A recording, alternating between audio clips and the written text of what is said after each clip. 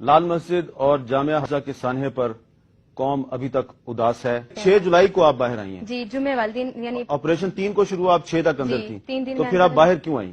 میں ہماری جو آپی جان تھی ام حسان صاحبہ، وہ طالبات کو جب انہوں نے دیکھا کہ بالکل نہتی طالبات ہیں، جب میں 3 دن کے بعد باہر نکلی تو اس وقت تک تقریباً ہماری 100 کے قریب طالبات اندر شہید ہو چکی تھیں، اور 90-95 کے قریب ہمارے بھائی تھے جو شہید ہو چکے تھے، اور ان کی لاشوں سے ارد گرد ہمارے کمرے بھرے ہوئے تھے. جب آپ نے مدرسہ چھوڑا اس وقت پیچھے مزید کتنی طالبات تھیں؟ ادھر پیچھے 1500 کے قریب طالبات تھیں، پہلے 1800 تھی، تقریباً 300 کے قریب جو تھی وہ میرے ساتھ نکلی اور تھی. جب ام حسان خود باہر آئیں تو ان کے ساتھ میرے خیال ہے 30 یا 35 طالبات تھیں. جی، ان کے ساتھ تو ہم یہی پوچھ رہے ہیں کہ ہماری ساتھی، ہماری دوستیں، ہماری چھوٹی بہنیں، بڑی بہنیں وہ کہاں ہیں؟ جب میں مدرسے سے باہر نکلی تو اس وقت مدرسے کے اندر ہماری 100 بہنوں کی لاشیں تھیں. آج ان کی والدین پیرنٹس ہم سے فون کر کے پوچھ رہے ہیں کہ ابھی تک ہماری بچی ہمیں ملی نہیں ہے. ہمارے تقریباً 95 کے قریب ہمارے بھائی تھے، اور ہم نے خود ان کی کاؤنٹنگ کی تھی، خود ان لاشوں کو ہم نے گنا تھا.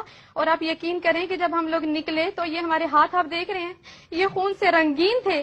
ہم لوگ چیخ رہے تھے کہ آج ہم نے اپنے ہاتھوں پر ان خون کی مہندی کو سجایا ہے. پہلے ہم سنا کرتے تھے کہ کشمیر کے اندر ہماری بہنیں اپنے ہاتھوں پر خون کی مہندی کو سجاتی ہیں، وہ اپنی تمناؤں کا خون کر دیتی ہیں، اپنی خواہشات کو روند دیتی ہیں. لیکن ہم نے اس چیز کا عملی مظاہرہ لال مسجد کے اندر اس چیز کو دیکھا. تو جب میں باہر نکلی میرے کپڑے خون سے رنگین تھے، میرے ہاتھ اپنے بھائیوں کی لاشیں اٹھا کے، اپنی بہنوں کی لاشیں اٹھا کے، میرے ہاتھ جو تھے وہ خون سے رنگین ہوئے تھے. میں صبح سے لے کر شام تک قرآن کریم پڑھتی تھی. صبح سحری ٹائم اٹھتی تھی، باجی ہماری کلاس میں آتی تھی، میں قرآن پاک حفظ کرتی تھی. ہمارے قرآن پاک پتہ نہیں کھلے ہی پڑے رہ گئے تھے کہ ہم آگے تھے.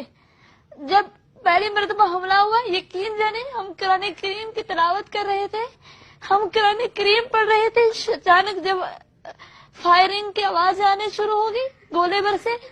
قرآن کریم ہمیں یاد نہیں تھی ہم نے بند کیے یا نہیں، اور آج وہی قرآن کریم جامعہ حفظہ کے اندر جل رہے ہیں.